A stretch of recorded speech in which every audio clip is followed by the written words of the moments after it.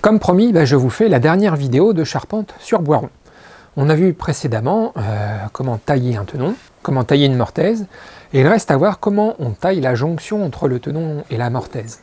Cette situation est spécifique à l'assemblage bois rond, puisque avec du bois équarri, l'arasement du tenon se trouve taillé au moment de la taille du tenon.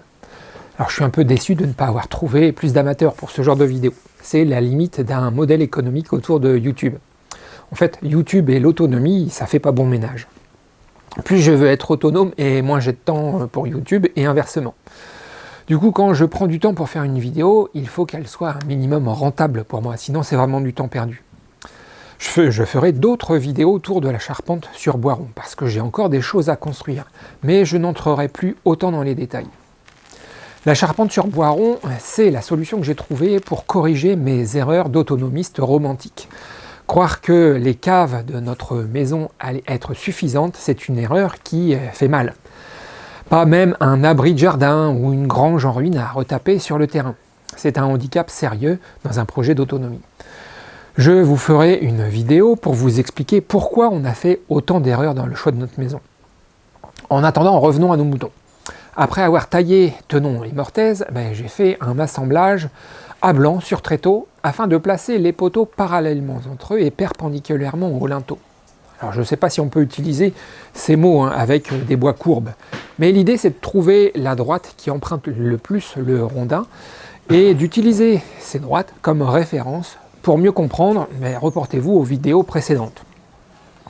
En présentant les tenons dans les mortaises, on se rend compte que l'assemblage est très imparfait.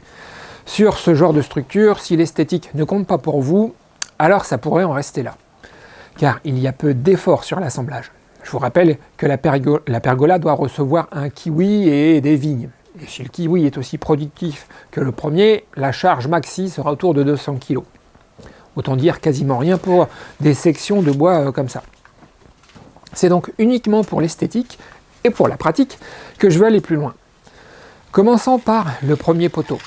Il est plutôt intéressant car il bifurque en bout et rend la taille de l'arasement encore plus difficile. Pour tailler correctement celui-ci, on a besoin d'une référence de direction du poteau. C'est ce que je mets en place avec le cordeau. Le cordeau met particulièrement en évidence l'inclinaison du poteau en bout. Pour tailler notre arasement, je vais commencer par reporter l'empreinte du poteau dans le linteau. Si on pouvait enfoncer le poteau dans le linteau comme dans du beurre, en suivant la direction du cordeau, quelle empreinte laisserait-il dans le linteau? C'est exactement ce que l'on va chercher à dessiner. Avec une petite règle en alu, je marque une série de points qui sont la projection de la circonférence du poteau sur le linteau. Quand j'ai suffisamment de points, je peux les relier entre eux et je finis par avoir l'empreinte du poteau dans le linteau. Dans cette première étape, il est important de respecter la direction globale du poteau et de projeter suffisamment de points pour avoir une empreinte assez précise. C'est sur cette empreinte que l'on va se baser pour la seconde étape qui consiste à reporter l'empreinte du linteau sur le poteau. Avec un compas, et toujours en vous basant sur la direction donnée par le cordeau, vous pouvez reporter le tracé. Une fois que vous avez votre tracé tout autour du poteau, vous pouvez procéder à la taille.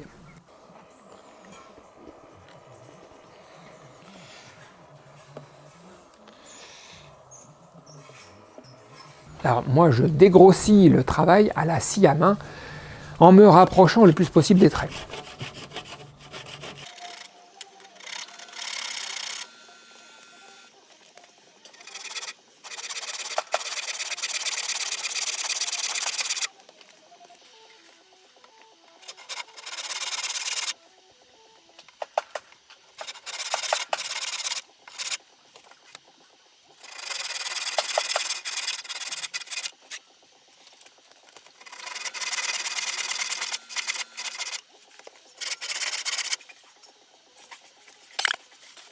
Je n'hésite pas à faire tout le tour du poteau avec la scie. Ensuite, à l'ébauchoir, je fais sauter tous les gros morceaux.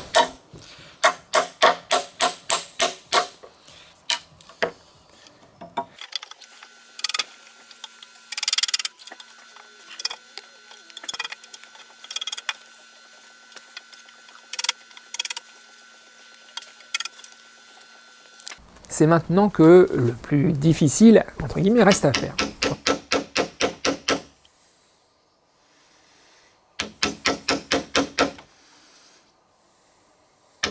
C'est pas difficile si votre gouge est bien affûtée. Je vous recommande de travailler avec des gouges de petite taille pour enlever la matière progressivement. Il faut creuser l'intérieur du poteau dans l'idée d'offrir une surface qui ressemble à l'empreinte laissée sur le linteau.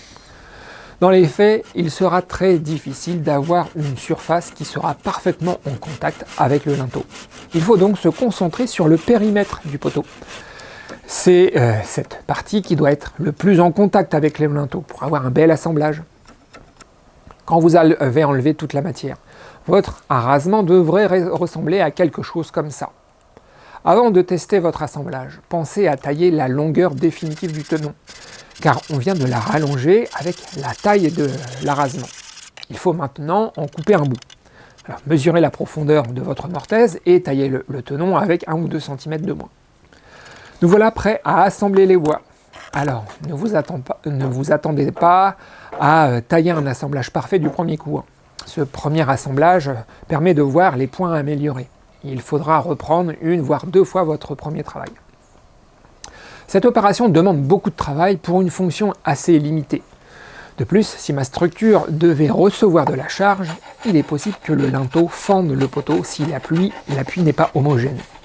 C'est donc un assemblage que je ne reproduirai pas dans une structure chargée. Il faut aussi comprendre que cet assemblage n'est pas compatible avec une bonne évacuation de l'eau. Voilà l'assemblage que je ferai sur une structure plus lourde qui devrait supporter un toit ou un plancher. Ce n'est pas le poteau que je taillerai pour lui donner la forme du linteau, c'est le linteau que je creuserai pour, d'une part, donner une assise à l'assemblage beaucoup plus solide et d'autre part, pour protéger l'assemblage des infiltrations de l'eau. Avec cette pergola, j'ai pu m'entraîner au travail des bois-ronds. Et ça m'ouvre la perspective de pouvoir fabriquer des bâtiments pour protéger mon matériel, pour fabriquer des serres, etc. Comme je le disais en début de vidéo, le manque de bâtiments sur notre terrain est une erreur assez douloureuse dans un projet d'autonomie. Avec le recul, je dirais que je suis parti sur le chemin de l'autonomie, la fleur au fusil.